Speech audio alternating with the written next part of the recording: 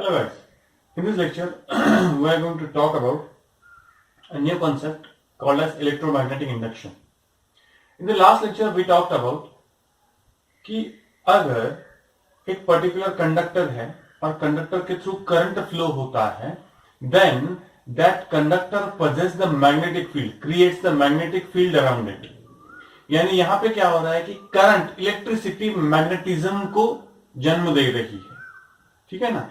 यानी इलेक्ट्रिसिटी की वजह से मैग्नेटिज्म तैयार हो रहा है, मैग्नेटिक इफेक्ट्स तैयार हो रहे हैं। अब थोड़ा सा उल्टा देखते हैं। क्या हुआ कि एक लूप कंसिडर करो, ठीक है, एक लूप कंसिडर करो। इस लूप को एक गैल्वेनोमीटर लगाया गया। What is mean by galvanometer? Galvanometer क्या होता है? कुछ नहीं होता है। Galvanometer means the device which is used to measure voltages and currents. एक ही डिवाइस होता है जो वोल्टेज और करंट दोनों को मेजर करने के लिए अलग अलग तरीके से यूज किया जाता है, ठीक है ना। डायरेक्टली यही एमीटर यही वोल्ट मीटर ऐसे होता नहीं है, but galvanometer can be converted into ammeter and galvanometer can be converted into volt meter. यहां पे मैंने इसको ऐसे लगाया हुआ है। अब मैंने क्या किया, ये वाला जो लूप था, इस लूप के पास मैंने एक मैग्नेट रख दिया। इस लूप के पास एक मैंने मैग्नेट रख दिया। आपको थोड़ा सा विजन आया इसलिए। ये वाला लूप था इसके नीचे, ठीक है ना, ये वाला लूप है। इस लूप के नीचे मैंने गैल्वेनोमीटर लगाया हुआ है। मेरे हाथ में एक मैग्नेट है और मैंने मैग्नेट को ऐसे पकड़ा हुआ है। अब हुआ क्या कि ये वाला जो लूप है, इस लूप में कोई भी सोर्स लगाया हुआ नहीं है। इस लूप में कोई भी सोर्स नहीं लगाया हुआ है। इसका मतलब यहां पे कोई भी वोल्टेज सोर्स या फिर कोई भी नहीं है कि जो इसमें करंट तैयार कर सके। तो इसमें करंट नहीं है। Galvanometer is measure the current, ये करंट तैयार नहीं करता, ठीक है ना। तो इसको वैसे रखा हुआ। तो इसको ऐसे रखा। ये जो मैग्नेट था, इस मैग्नेट को इसके पास रखा गया। कुछ नहीं, everything was very fine. Suddenly क्या हुआ, मैंने क्या किया, ये वाला जो मैग्नेट था, इस वाले मैग्नेट को मैंने इसके पास ले जाना शुरू किया। जैसे ही मैं इसके पास ले जा रहा था, ये गैल्वेनोमीटर डिफ्लेक्शन दिखा रहा था। ये गैल्वेनोमीटर डिफ्लेक्शन दिखाना शुरू कर देता है। यानी वो मुझे दिखा रहा है कि हाँ, जैसे जैसे ये इसके पास आ रहा है वैसे वैसे इसमें करंट तैयार हो रहा है और ये वो वाला करंट ये मेजर कर रहा है। तो मैंने इसके पास लेके गया तो ये वाला इसमें से करंट फ्लो होना शुरू हो गया। अरे यार, ठीक है। तो मैंने इमीडिएटली उसको रोक दिया। अगर जैसे मैंने उसको रोक दिया, यहां पे करंट तैयार होना बंद हो गया। अब मैंने क्या किया, इसको दूर ले जाना शुरू किया। फिर से करंट तैयार होना शुरू हुआ। लेकिन अब क्या हुआ, पहली बार जब मैं नजदीक ला रहा था तो जिस डायरेक्शन में करंट तैयार हो रहा था, जब मैं उसको दूर ले जाना शुरू कर दिया हूं तो एग्जैक्टली अपोजिट डायरेक्शन में करंट तैयार होना शुरू हुआ। यानी अगर इस डायरेक्शन में मैं लेके जाता हूं तो करंट तो तैयार होता है, इस डायरेक्शन में लेके जाता हूं तो भी करंट तैयार होता है, लेकिन दोनों वक्त current is developed in the opposite direction. Current is developed in opposite direction. Okay, मैंने इसको ऐसे ही रखा, ठीक है। मैंने इसको इसके पास लेके गया, करंट इज डेवलप्ड। मैं इस लूप को इससे दूर लेके गया, करंट इज डेवलप्ड। मैंने क्या किया, पास दूर कुछ भी नहीं किया, मैंने इसको रोटेट किया, फिर भी करंट डेवलप हुआ, फिर भी करंट डेवलप हुआ। तो ये फंडा है क्या कि ये करंट डेवलप क्यों हो रहा है? तो इस पे डिपेंडेंट एक नया पैरामीटर तैयार किया, नया इफेक्ट तैयार किया मींस डिस्कवर हुआ। उसका नाम है इलेक्ट्रोमैग्नेटिक इंडक्शन। हो क्या रहा था कि जब कभी भी ये जो लूप था, ठीक है ना, इस लूप के पास ये वाला था, तो मैग्नेटिक फील्ड जो थी वो ऐसे जा रही थी, ठीक है ना, मैग्नेटिक फील्ड ऐसे जा रही थी। लेकिन जैसे ही मैं उसके पास गया, ठीक है, जैसे मैं उसके पास गया, जैसे मैं उसके पास जाना शुरू कर दिया, वैसे magnetic field lines crossing this area started increasing. यानी मैग्नेटिक फील्ड इस लूप का जो एरिया है, उस एरिया को क्रॉस करके जाने वाली मैग्नेटिक फील्ड बढ़ने लगी, ठीक है, बढ़ने लगी। जैसे मैं इसके नजदीक गया वैसे वैसे magnetic field related to that particular area of that conductor, area of that loop बढ़ना शुरू हो गया। जैसे मैं दूर जाना शुरू हुआ, फिर भी वो घटना शुरू हुआ। लेकिन जब मैं आगे लेके आया, जब लेके आ रहा था, तब करंट जनरेट हुआ। जैसे ही मैंने रोक दिया, करंट जनरेट होना खत्म हो गया। मैं दूर जब लेके जा रहा था, तब करंट जनरेट होना शुरू हुआ, लेकिन जैसे मैंने उसको रोक दिया, करंट जनरेट होना खत्म हो गया। इससे एक कंक्लूजन निकाला गया कि जैसे मैं नजदीक जाना शुरू हो जाता हूं, उस एरिया को, उस लूप के एरिया को क्रॉस करके जाने वाली मैग्नेटिक फील्ड चेंज होती है।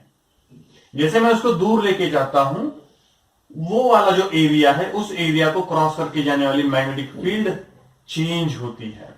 Whenever magnetic field related to a particular area or particular loop changes, there is a generation of electric current in that particular loop. ठीक है, in that particular loop. यानी ये वाला जो लूप है, जब मैं बता रहा था कि ये वाला जो लूप है, इस वाले लूप को क्रॉस करके जाने वाली मैग्नेटिक फील्ड अगर चेंज हो रही है, सिर्फ चेंज हो रही है, ठीक है ना, जितने टाइम में वो चेंज हो रही है उतने टाइम में वो अपने अंदर करंट जनरेट करता है।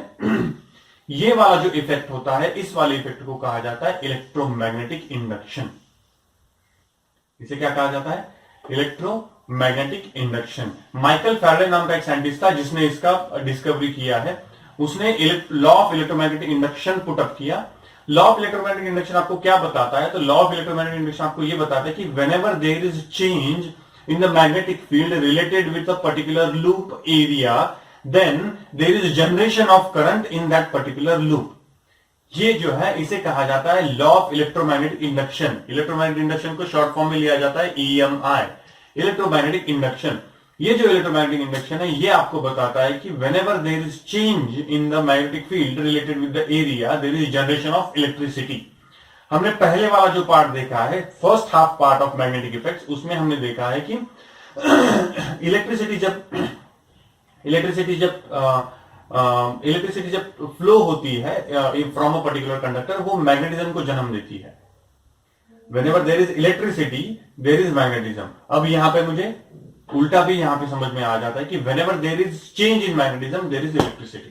Whenever there is change in magnetism there is electricity. Exactly उल्टा इफेक्ट है, ठीक है, एग्जैक्टली उल्टा इफेक्ट है। अब यहां पे और एक चीज समझ में आ जाता, और एक चीज मुझे लगती है कि हाँ यार चलो आपने कहा कि ये जब इसके नजदीक आ रहा था तो करंट एक डायरेक्शन में फ्लो हुआ, ठीक है, जैसे मैं इससे दूर चला गया तो करंट की डायरेक्शन चेंज हो गई। इसका मतलब करंट की डायरेक्शन डिपेंड करती है ये वाली मैग्नेटिक फील्ड क्या कर रही है, यानी ये वाला जो मैग्नेट है वो कैसे मूव हो रहा है। टू बी प्रिसाइज, मैग्नेट, ठीक है ना, मैंने जैसे आपको कहा कि मैग्नेट यहीं पे है और ये मूव हो रहा है, फिर भी करंट जनरेट हो रहा है। तो बेसिकली इन दोनों के बीच में जो भी रिलेटिव मोशन है यानी इन दोनों के बीच में कोई भी मोशन है, ठीक है, अगर इन दोनों के बीच में कोई भी मोशन होती है तो वो जो मोशन है उस पर डिपेंड करता है कि किस डायरेक्शन में करंट फ्लो होगा। अब जैसे हमने देखा कि मैग्नेटिक इफेक्ट्स में हमने देखा पहले वाले पार्ट में कि फ्लेमिंग लेफ्ट हैंड रूल मुझे बताता है कि whenever their current flows through a conductor and if that conductor is kept in the magnetic field it experiences the force. और वो जो तीनों है उनका रिलेशनशिप एक दूसरे के साथ कैसे दिखाया गया था? फ्लेमिंग्स लेफ्ट हैंड रूल से दिखाया गया था। एग्जैक्टली वैसे ही अगर यहां पे ये वाली सिस्टम है जिसमें magnetic field related to a particular loop change हो रहा है, तो उससे रिलेटेड जो भी डायरेक्शन है वो कैसे दिखाई जाती है? फ्लेमिंग्स राइट हैंड रूल से दिखाया जाता है, ठीक है ना। So I just flip the video so आपको डायरेक्शन के बारे में कंफ्यूजन ना हो। So now whenever there is change in the magnetic field related with a particular conductor, loop to be precise, loop, क्योंकि लूप जब तक तैयार नहीं होगा तब तक, ठीक है, इसलिए प्रिसाइजली मैं लूप के बारे में थोड़ा एम्फसाइज कर रहा हूं। लूप के बारे में क्यों एम्फसाइज कर रहा हूं? बिकॉज जब तक लूप नहीं होगा तब तक करंट फ्लो नहीं होगा, फ्लो होने के लिए लूप लगता है। सो whenever there is change in the magnetic field related to with a particular loop, then there is generation of electric current and the direction of current is given by Fleming's right hand rule. Right hand rule क्या बताता है? Right hand rule बताता है कि whenever you stretch the fingers, 3 fingers, कौन कौन से fingers? Thumb, index finger and middle finger. whenever you stretch 3 fingers of your right hand in such a way that they are mutually perpendicular to each other, then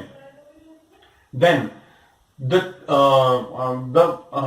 thumb gives you, if the thumb is giving you the direction of motion of the conductor, if the thumb is giving you the direction of motion of the conductor, B is giving you the direction of magnetic field, then the center, ठीक है ना, middle finger gives you the direction of current generated due to the effect of electromagnetic induction.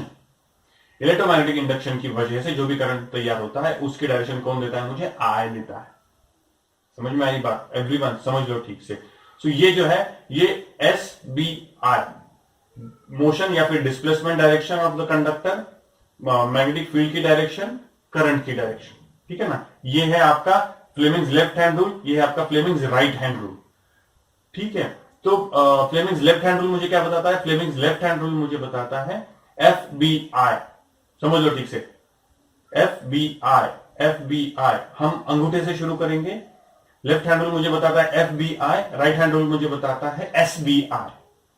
F B I force, magnetic field की direction, current की direction, यहां पे displacement की direction S B आई, ठीक है ना। सो डिस्प्लेसमेंट की direction, magnetic field की डायरेक्शन, करंट की डायरेक्शन, ये दोनों रूल्स आपको याद रखने हैं, बिल्कुल कंफ्यूजन नहीं करना है।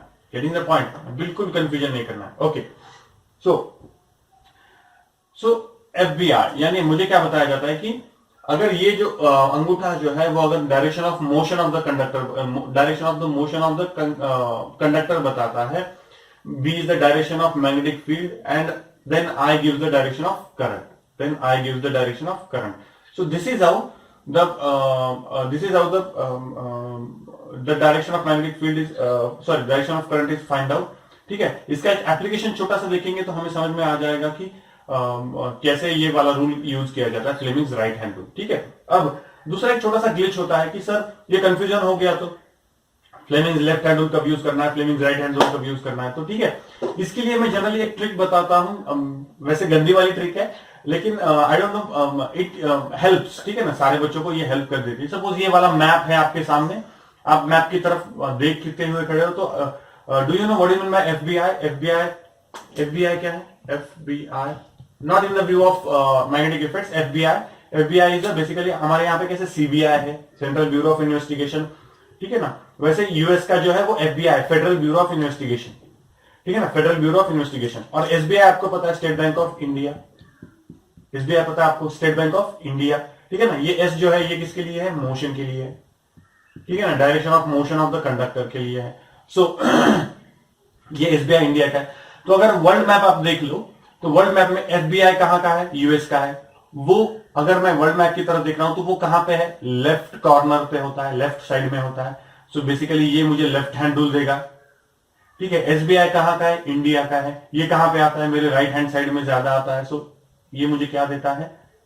राइट हैंड रूल देता है। सो ये मेरा Fleming's left hand rule FBI and SBI is Fleming's right hand rule, ठीक है। तो अगर ये एनालॉजी से आपको समझ में आ जाता तो बेटर है, अगर आपको याद रह जाता तो वेरी गुड। एफबीआई यूएस का है, सो ठीक है ना, लेफ्ट हैंड, क्योंकि वो लेफ्ट साइड में ऊपर कहीं पे तो है। एसबीआई इंडिया का है, सो राइट साइड में यहां पे कहीं पे तो आना चाहिए। सो एफबीआई एसबीआई याद रखना, बिल्कुल कंफ्यूजन नहीं करना।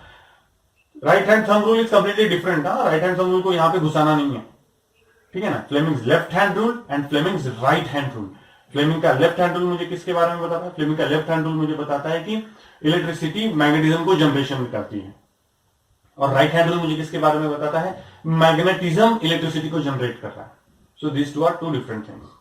समझ में एक बात? एवरीवन समझ लो ठीक से। अब एक छोटा सा पार्ट है इसमें से, वो भी बता देता हूं। whenever we are dealing with the current, then basically there are two types of current, AC and DC. AC means alternating current.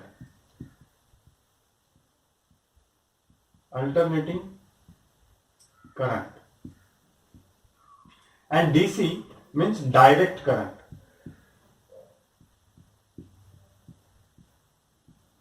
ठीक है। AC means alternating current. Alternating current यानी कैसे वाला करंट होता है? तो अल्टरनेटिंग करंट मीन्स जो continuously vary होता है उस करंट को अल्टरनेटिंग करंट कहा जाता है। यानी फॉर एग्जांपल ये वाला जो करंट है, ये वाला करंट अल्टरनेटिंग करंट ऐसे दिखाया जाता है साइनोसाइड से, ठीक है ना। ये वाला जो शेप होता है उसे साइनोसाइड कहा जाता है,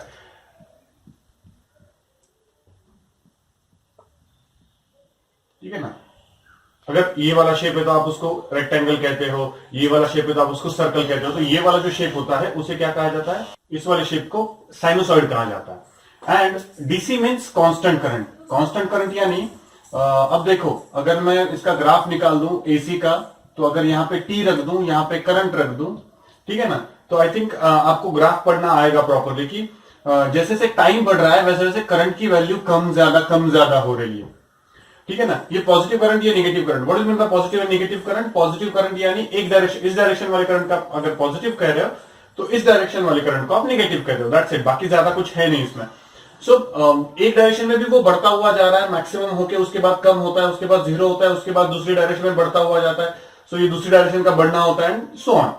ये जो करंट होता है इसे एसी कहा जाता है। डीसी करंट यानी कांस्टेंट वैल्यू, ठीक है ना। डीसी करंट यानी कांस्टेंट वैल्यू। अगर ये T1 टू T2 अगर मैंने ऑब्जर्व किया, ठीक है ना, एक कंडक्टर में से करंट कैसे जा रहा है, तो T1 टू T2 कंटिन्यूसली उसमें करंट कैसे जा रहा था? सेम जा रहा था। इट इज करंट सेम जा रहा था, इसमें हम क्या कहते हैं? डीसी, या फिर डायरेक्ट करंट कहा जाता है। इट इज कांस्टेंट करंट, हमेशा कांस्टेंट रहता है।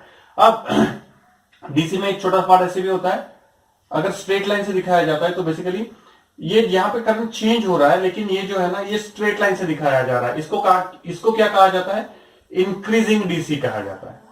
इंक्रीजिंग डीसी की भाई करंट इंक्रीज तो हो रहा है लेकिन लीनियरली इंक्रीज हो रहा है, यानी कांस्टेंट इंक्रीज है उसमें, या फिर डिक्रीज हो रहा है तो लीनियरली डिक्रीज हो रहा है, कांस्टेंट डिक्रीज है। ये वाला जो है इसको इंक्रीजिंग डीसी कहा जाता है, इसको डिक्रीजिंग डीसी कहा जाता है, इसको कांस्टेंट डीसी कहा जाता है। ये वाला जो शेप होता है इसमें भी इंक्रीज हो रहा है, लेकिन ये लीनियर नहीं है, ये लाइन नहीं है, इट्स अ कर्व।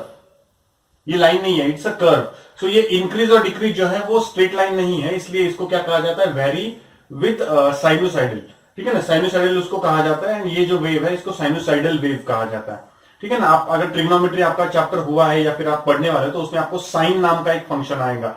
वो जो साइन फंक्शन होता है, उस साइन फंक्शन में थीटा की डिफरेंट वैल्यूज रखोगे आप तो आपको इस वाला शेप मिलेगा, इसलिए उसको साइन फंक्शन कहा जाता है। और ये वाला जो शेप है, इस शेप को साइनोसॉइडल कहा जाता है। हमारे घर में जो करंट आता है, हमारे घर में जो इलेक्ट्रिसिटी आती है वो एसी आता है। हमारे घर में क्या आता है? एसी आता है। हमारे घर में एसी क्यों आता है इसके बारे में हम बात करेंगे बाद में। लेटर आप पढ़ने वाले हो इलेक्ट्रिक जनरेटर, उस इलेक्ट्रिक जनरेटर में आपको मैं डिटेल में बताऊंगा कि हमारे घर में जो एसी आता है वो एसी ही क्यों आता है और वो जनरेट कैसे होता है, वो हम इलेक्ट्रिक जनरेटर में देखेंगे। सो द थिंग इज कि ये वाला जो पार्ट है, ये वाला पार्ट आपको बेसिकली पता होना चाहिए कि what is mean bye AC, what is mean by DC, ठीक है ना। एसी कैसे होता है, डीसी कैसे होता है, ये कांस्टेंट होता है, ये वेरिंग होता है, ठीक है ना। तो ये सारी जो चीजें हैं, ये सारी चीजें आपको पता होनी चाहिए when we go for the electric generator. Electric generator में हम जाएंगे and we will study everything related to the electric generator. Okay, चलो। सो नेक्स्ट लेक्चर में we are going to study, ठीक है ना। इस लेक्चर में हमने देखा इलेक्ट्रोमैग्नेटिक इंडक्शन क्या होता है। नेक्स्ट लेक्चर में हम ठीक से पढ़ेंगे कि what is mean bye electromagnetic induction, how it is applied for generation of electricity. Next lecture में हम पढ़ेंगे इलेक्ट्रिक जनरेटर। Thank you.